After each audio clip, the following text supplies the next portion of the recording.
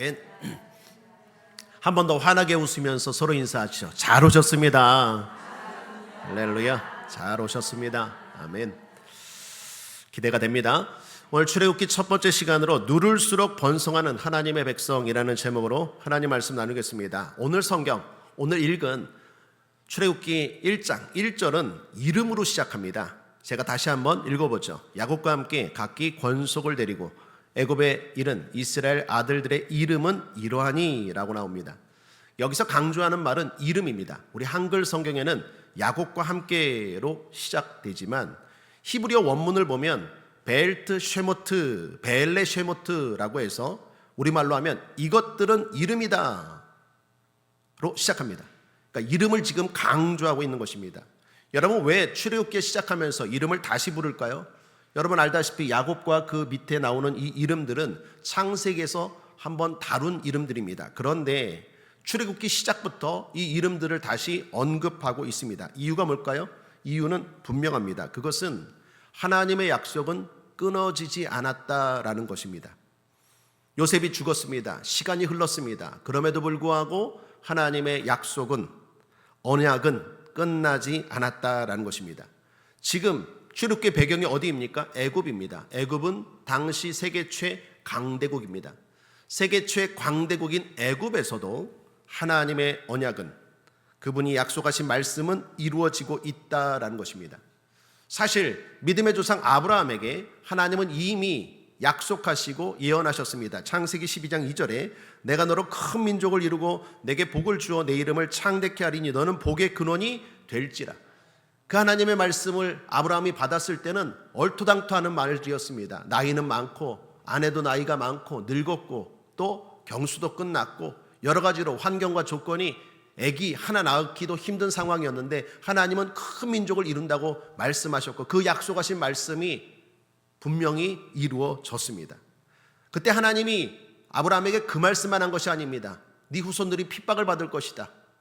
그리고 400년 동안 고통당하다가 그 나라에서 나올 것이다 라는 말씀도 이미 예언하셨죠. 창세기 15장 13절에 여호와께서 아브라함에게 이르시되 너는 정령이 알라 내 자손이 이방에서 객이 되어 그들을 섬기겠고 그들은 400년 동안 내 자손을 괴롭게 하리라. 이게 바로 출애굽기 이야기입니다. 이스라엘 백성들, 아브라함의 후손들은 애굽에서 400년 동안 노예, 종살이하고 드디어 애굽에서 하나님이 이끌어 내시죠. 여러분, 이처럼 하나님은 말씀하셨고 그 말씀은 하나도 땅에 떨어지지 않고 지금 이루어지고 있음을 성경은 계속해서 보여주고 있는 줄 믿습니다. 다시 강조합니다. 어디입니까? 애굽입니다. 세상이 말하는 가장 강력하고 화려하고 웅장해 보이는 그 나라 속에서도 하나님의 그 약해 보이는 언약은, 하나님의 그 허술해 보이는 말씀은 분명히 확실하게 성취되고 있다라는 것입니다. 여러분, 특히 7절을 보십시오. 7절 함께 읽어보겠습니다. 시작. 이스라엘 자손은 생육이 중다하고 번식하고 창성하고 심히 강대하여 온 땅에 가득하게 되었더라. 애굽이라는 이방 땅에서 이스라엘 백성들이 이렇게 번성하게 된 것입니다. 특별히 우리가 주목해야 되는 건 7절에서 쓰인 동사입니다. 중다, 번식, 창성, 강대, 가득. 여러분, 이 단어들 보시면 생각나는 거 없습니까? 바로 태초에 하나님이 인간을 창조하시고 그때 하신 단어와 여기에 나오는 단어가 똑같아요. 창세기 1장 28절 함께 읽겠습니다. 시작. 하나님이 그들에게 복을 주시며 그들에게 이르시되 생육하고 번성하여 땅에 충만하라. 땅을 정복하라. 바다의 고기와 공중의 새와 땅에 움직이는 모든 생물을 다스리라 하시니라. 히브리어 보면요, 이 단어가 오늘 지금 출애굽기에 나오는 이스라엘 백성들에게 말한 단어와 똑같아요. 여러분, 이건 무슨 말입니까? 무엇을 의미합니까? 하나님은 태초에 약속하신 말씀을 지금도 이루고 있다라는 거예요. 에덴에서 하나님이 창조하신 그 창조를 애굽에서 다시 새 창조를 하고 있다라는 거예요. 세상이 거대하게 보입니다. 세상이 화려하게 보입니다. 그에 비해서 하나님의 백성들이, 하나님의 교회가 약해 보이는 것 같지만 여러분, 그렇지 않습니다. 하나님은 약속하신 대로, 말씀하신 대로 지금도 이루어가고 있다는 것 믿으시길 바랍니다. 약속의 땅만이 아닙니다. 이방 땅에서도, 거기서도 주님은 일하고 계십니다. 약속대로 일하고 계십니다. 에덴 동산의 타락 이후에, 아담과 하와 이후에 세상은 계속해서 무너져가는 것처럼 보였어요. 그리고 실제로 그렇게 보입니다. 그러나 하나님은 심판과 그 다음에 고난 속에서도 자기 백성들을 통해서 새 창조를 계속해서 이루어가고 있다라는 것입니다. 그러므로 오늘 본문의 이 출애굽기에 보면 이 이스라엘 백성들의 인구 증가는 단순한 인구 증가가 아니에요. 하나님 나라가 어떤 건지를 보여주는 거예요. 하나님 나라는 점진적으로 계속해서 확장되어 가고 있다라는 것입니다. 그 흐름이 나중에 신약에 보면 교회로 이어지고 그 교회가 마지막 요한계시록에서 하나님이 하신 말씀으로 성취됩니다. 요한계시록 21장 5절에 주님 말씀합니다. 보라 내가 만물을 새롭게 하노라. 주님이 마지막 때의 진정으로 또 새 창조를 하실 거예요. 그러므로 출애굽기의 번성은 요한계시록의 새 창조까지 이어지는 중요한 말씀입니다. 성경은 계속해서 관통하고 있는 거예요.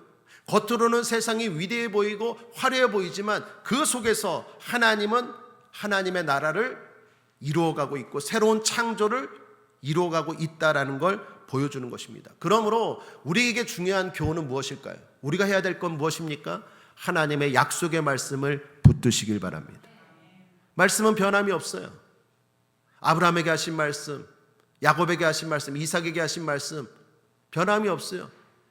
에덴에서 하나님이 인간에게 창조하고 인간 창조하실 때 하신 말씀, 그 말씀 변함없이 지금도 성취되고 있습니다. 세상이 화려해 보인다고 거기에 마음 빼앗기지고 속지 마십시오. 우리는 말씀을 붙잡고 말씀대로 살아가는 사람들이 되어야 합니다. 그래야 후회하지 않아요. 말씀은 이루어집니다. 세상의 거대한 것들도 다 무너지고 사라지지만 화려하고 웅장해 보이는 것도 결국은 다 사라집니다.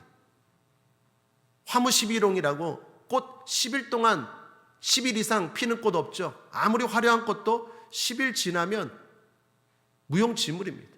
그러나 하나님의 약속의 말씀은 변함이 없습니다. 그 약속의 말씀을 붙들고 살아야 되고 그 약속의 말씀을 읽고 듣고 이해하고 받아들이시길 바랍니다. 여러분의 삶이 지금 애굽과 같습니까? 답답하고 눌리고 갇힌 것 같습니까? 말씀을 붙드십시오. 하나님은 거기서도 일하고 계십니다. 저는 개인적으로 우리 성도들을 위해서도 또 저 개인적으로도 위해서도 치료의 말씀들 붙들어요.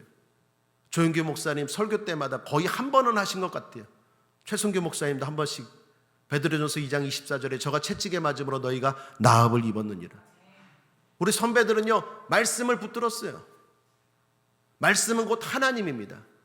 말씀을 안다가 중요한 게 아니라 말씀을 먹어야 되고 붙들어야 돼요. 여러분 밥은 아무리 알아도 배부르지 않아요. 밥을 안다고 해서 쌀에 대해서 안다고 해서 밥 짓는 거 안다고 해서 배부릅니까? 배부르지 않습니다. 밥을 먹어야 배부르는 거예요.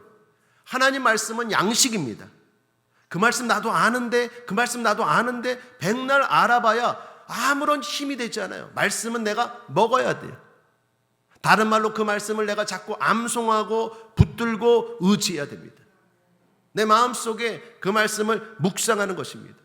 사랑하는 여러분, 치료의 말씀 붙드십시오. 아픈 분들 계십니까? 피곤한 분들 계십니까? 자꾸 힘없다고 하시는 분들 계십니까? 치료의 말씀 자꾸 먹으세요. 저가 채찍에 맞음으로 내가 나음을 입었다. 저가 채찍에 맞음으로 내가 나음을 입었다. 예수 그리스도가 나의 모든 질병과 고통과 아픔과 피곤함을 다 가져가셨다. 그러므로 난 독수리 날아오는 것 같은 새 힘이 임한다. 계속해서 되뇌이십시오. 약속의 말씀 붙드시길 바랍니다. 동행의 말씀 붙드십시오.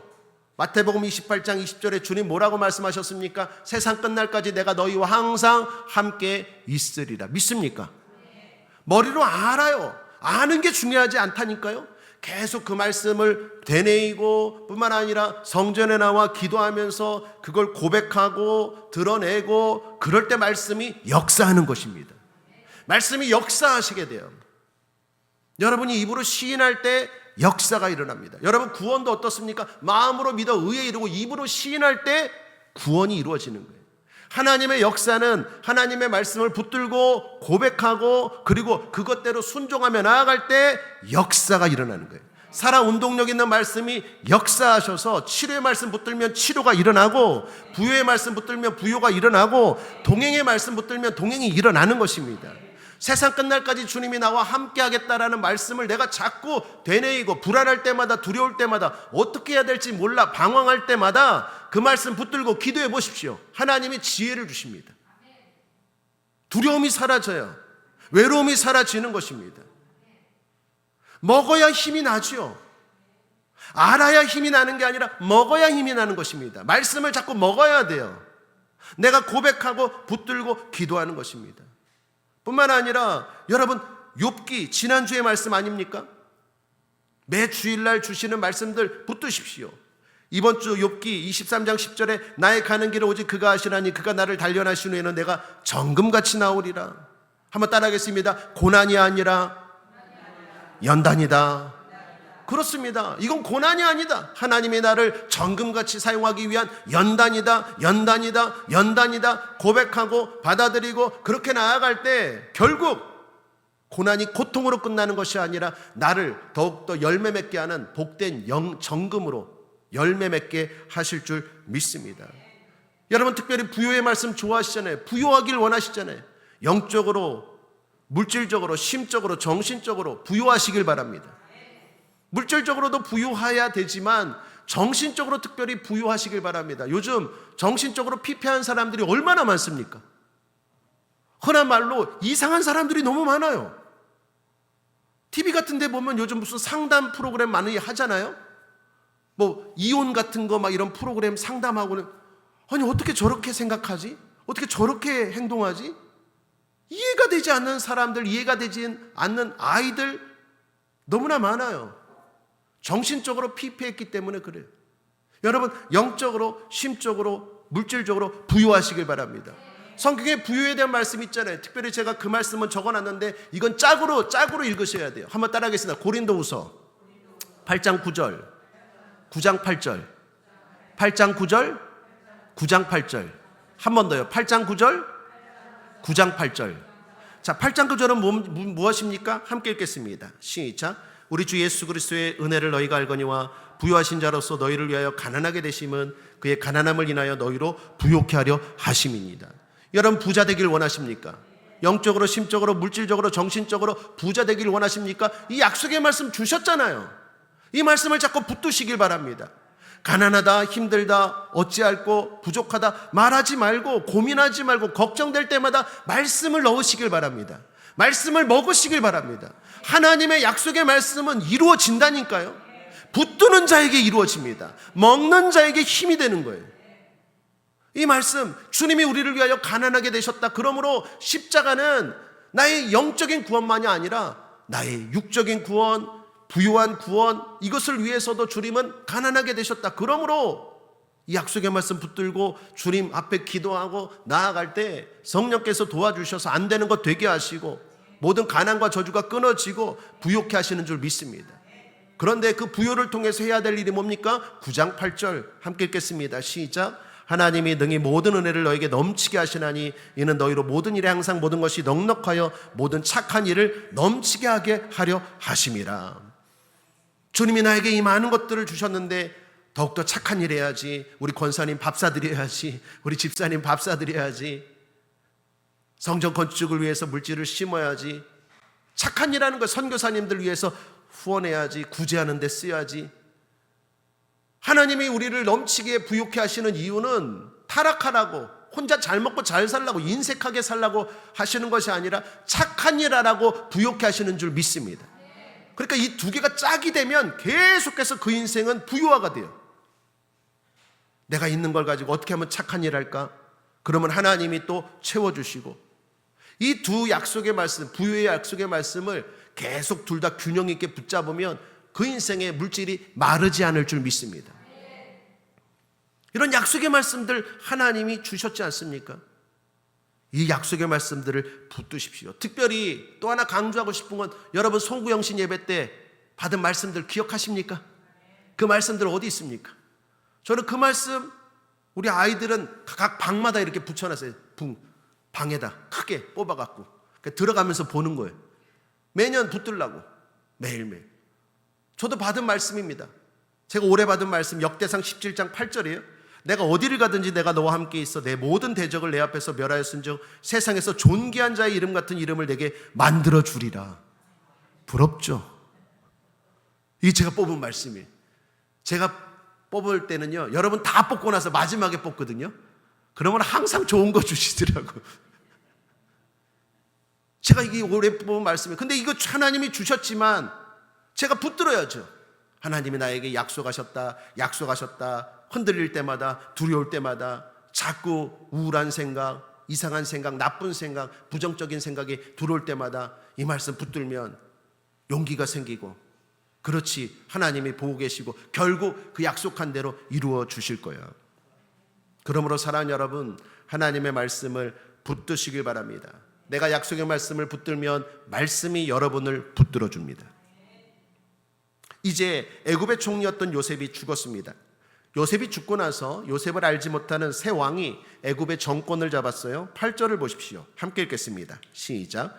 요셉을 알지 못하는 새 왕이 일어나서 애굽을 다스리더니, 여기 요셉을 알지 못한다라는 말은 몰랐다, 모른다라는 뜻이 아니에요.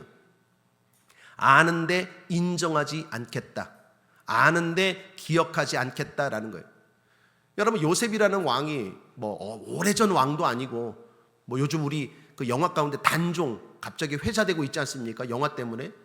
그 조선시대의 왕도 기억하는데, 그 몇 년 되지도 않았는데 그 애굽이 이 새 왕이 요셉을 몰랐을까요? 요셉 알아요. 아는데 여기 알지 못한다라는 말은 인정하지 않겠다라는 거예요. 요셉을 인정하지 않겠다고 한다는 말은 요셉의 민족인 이스라엘 백성들도 인정하지 않겠다라는 뜻입니다. 그리고 그 이스라엘 백성들을 위협으로 봤어요. 적대적으로 생각한 것입니다. 9절을 보시면 그가 그 신민에게 이르되 이 백성 이스라엘 자손이 우리보다 많고 강하도다. 그러면서 적대감은 나쁜 상상력을 불러옵니다. 10절을 보십시오. 자, 우리가 그들에 대하여 지혜롭게 하자. 두렵건대 그들이 더 많게 되면 전쟁이 일어날 때 우리 대적과 합하여 우리와 싸우고 이 땅에서 갈까 하노라 하고.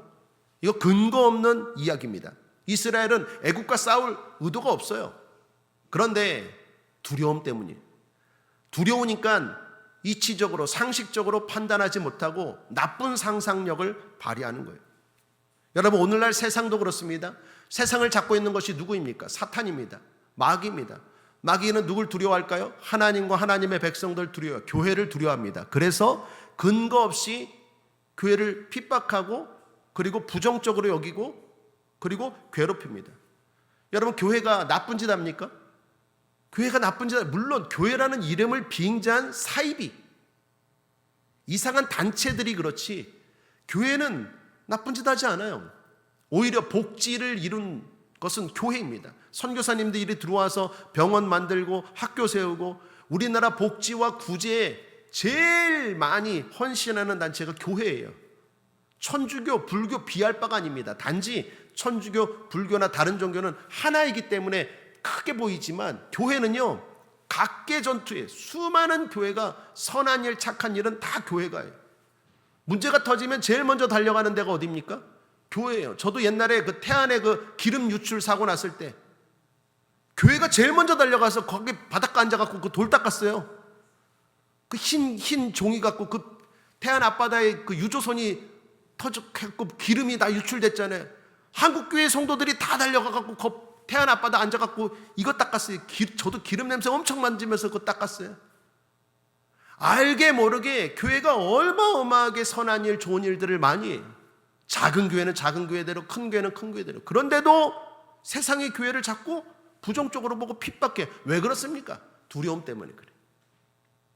애굽이 이스라엘 백성들을 핍박한 것처럼 오늘날 세상이 교회를 그렇게 좋게 보지 않아요. 자꾸 부정적으로 보고 안티가 생기고, 그리고 위협하고 괴롭힙니다. 자, 그런데 놀라운 건 이것입니다. 교회는 늘을수록, 성도는 늘을수록 번성한다는 거예요. 11, 12절 함께 읽겠습니다. 시작. 감독들을 그들 위에 세우고 그들에게 무거운 짐을 지워 괴롭게 하여 그들로 바로를 위하여 국고성 비돔과 람셋을 건축하게 아니라, 그러나 학대를 받을수록 더욱 번식하고 창성하니 애굽 사람이 이스라엘 자손을 인하여 근심하더라. 할렐루야. 이게 하나님 나라의 특징입니다. 이게 하나님의 교회의 특징이고, 이게 하나님 백성의 특징이고, 이게 국제하모니교회 성도들의 정체성이고 특징인 줄 믿습니다. 온갖 실수와 거짓과 구실을 동원해서 괴롭게 하고 누르지만, 그럼에도 불구하고 하나님이 함께 하심으로 말미암아 더욱 번성하니라. 할렐루야. 여러분, 이 장면은 무엇을 생각나게 합니까? 바로 십자가입니다. 세상의 권력이 예수님을 눌렀죠. 예수님을 잡아서 세상의 권력이 십자가에 예수님을 달았어요. 끝났다고 생각했습니다. 자기들이 이겼다고 생각했어요. 그러나 그 예수님이 사망 권세 이기시고 부활하셔서 모든 인류의 구원자가 되시고 모든 이름 위에 뛰어난 이름이 되어서 하나님 앞에 영광 돌리고 역전을 이루신 줄 믿습니다. 이것이 기독교의 신비. 누르면 누를수록 하나님의 백성들은 번성하게 되고 확장하게 되고 승리하게 됩니다. 요한복음 12장 24절에 내가 진실로 진실로 너에게 이르노니 한 알의 밀이 땅에 떨어져 죽지 아니하며 한 알 그대로 있고 죽으면 많은 열매를 맺느니라. 씨앗은 눌리면 오히려 많은 열매를 맺습니다. 십자가는 패배처럼 보였지만 오히려 많은 사람들을 구원하는 구원의 열매, 구원의 십자가 되었다라는 것입니다. 골로새서 2장 15절에 정사와 권세를 벗어버려 밝히 드러내시고 주님은 십자가로 승리하신 줄 믿습니다. 그러므로 사랑하는 여러분, 세상이 여러분을 누르는 거에 대해서, 교회를 누르는 거에 대해서 이상하게 생각하지 마십시오. 공중권세 잡은 세상은 당연히 교회에 대해서 부정적으로 여기고, 아무리 교회가 선한 일, 착한 일을 많이 하고 많이 해도 여전히 핍박할 것이고 누를 것이고 압박할 거예요. 아니, 코로나가 터졌는데 아니 무슨 백화점도 다 가게 하고 마트도 다 열게 하면서 교회만 문 닫으래. 그리고 비대면 예배 드리래. 지금 생각해도 이해가 안 되죠. 근데 세상이 그래요. 지금도 오늘날도 마찬가지입니다. 이래저래 막 교회를 핍박해요. 제가 자꾸 정권 이야기하지 않으려고 하는데, 지금 뭐 그래도 정권 잡은 데가 신천지나 막 통일교를 이참에 그냥 이단들 그냥 다 드러내서 다 깨부셨으면 좋겠고, 그런 일들을 하는 것 같아서 조금 좋은 것 같지만, 한편으로는요, 포괄적 차별금지법 같은 경우에 또 사학, 기독교 사학 있지 않습니까? 기독교 단체들이 세운 고등학교나 신앙교육을 하는 학교들, 그 학교들을 지금 엄청나게 핍박해요. 잘하는 것도 있지만 그 이면에 잘못하는 것들도 엄청나게 많아요. 아마 조만간에 3월 며칠 되면 한국교회가 한번 크게 일어날 것 같아요. 이 사학법 때문에. 학교에서 신앙교육하는 거, 채플 같은 거 있잖아요. 그거 못하게 하는 거예요. 외부이사들이라는 거예요. 외부이사. 정부에게 말 잘 듣고 하는 외부이사들이라는 거예요. 그리고 이제 나라에서 교회들도 재정 관여하겠다라는 거예요. 이단 단체에 이걸 빌미 삼아서, 이제는 그걸 빌미 삼아서 정부에서, 권력기관에서 하면 교회도 다 열어줘야 된다라는 거예요. 선한 일, 착한 일, 이 나라가 이렇게 세워질 동안 한국교회가 어마어마한 일을 했는데 그 이면에는 점점 핍박하려고 하는 이런 일들이 벌어져요. 사랑하는 여러분, 로마 제국이 초대교회를 눌렀습니다. 그러나 초대교회는 더욱 번성하고 부흥한 줄 믿습니다. 복음이 온 세계로 흘러갔어요. 6.25 전쟁이 터졌습니다. 한국은 망했다 생각했어요. 한국은 눌렸어요. 그러나 오히려 한국교회의 성도들이 기도하고 뿐만 아니라 온 세계로 놀랄만한 부흥의 역사가 한국교회에 일어난 줄 믿습니다. 그러니까 교회는요, 잡초와 같아요. 세상은 누르면 눌리지만 하나님의 백성들은요, 누르면 누를수록 잡초처럼 번성하고 더욱더 확장하고 더욱더 일어나는 줄 믿습니다. 왜 그럴까요? 하나님이 도우시기 때문이에요. 생명력이 있기 때문입니다. 여러분, 오히려 고난이 다가올수록요, 신앙은 더욱더 순수해져요. 고난의 불덩어리, 고난의 그 용광로에 들어갈수록 금이 정금같이 순금이 되는 것처럼 핍박이 있고 자꾸 눌리면 눌릴수록 성도는 더욱더 순결해지고 더욱더 복된 인생이 된다라는 것입니다. 그러므로 우리에게 주는 교훈이 뭡니까? 두려워하지 마십시오. 세상이 우리를 두렵게 하는 것에 대해서 두려워하지 마십시오. 여러분, 물질로 자꾸 여러분을 압박할 거예요. 세상이라는 마귀가 끊임없이 여러분을 물질로 압박할 거예요. 두려워하지 마십시오. 누르면 누를수록 더욱 부유하게 될 거예요. 할렐루야. 그게 하나님의 백성이라니까요. 질병으로 막 누를 거예요. 겁나지, 두렵지, 이런 질병이 있어, 이런 병에 걸리면 어떡할래? 두렵긴 뭐가 두려워? 치료 하나님이 함께 하시는데. 누르면 누를수록 더욱 번식하고 창성하는 것이 하나님의 백성들의 특징인 걸 아시고 자꾸 겁먹지 말라는 거예요. 오늘 주님이 출애굽기를 열면서 우리에게 주시는 메시지입니다. 하나님의 약속의 말씀을 붙드시고 세상이 아무리 공격하고 끊임없이 누를지라도 두려워하지 말고 담대하라는 거예요. 오히려 하나님의 백성과 교회는 더욱더 일어나고 승리하는 것이 그게 원리이고 원칙이라는 것입니다. 그러므로 마지막으로 함께 고백하겠습니다. 로마서 8장 37절입니다. 시작. 이 모든 일에 우리를 사랑하시는 이로 말미암아 우리가 넉넉히 이기느니라. 하나님은 이스라엘 백성들만 사랑하시고 마신 것이 아니라 우리도 사랑하는 줄 믿습니다. 하나님은 출애굽할 때 애굽에서 이스라엘 백성들만 도와준 것이 아니라 오늘 우리도 도와주고 계신 줄 믿습니다. 그래서 그냥 이기는 게 아니라 오늘 성경은 넉넉히를 강조합니다. 넉넉히 이기느니라. 오늘 이스라엘 백성들 더욱 번식하고 더욱 창성하고 더욱 강대하게 되었다라는 것처럼 우리의 삶도 그렇게 될 줄 믿습니다. 여러분, 지금 눌리고 계십니까?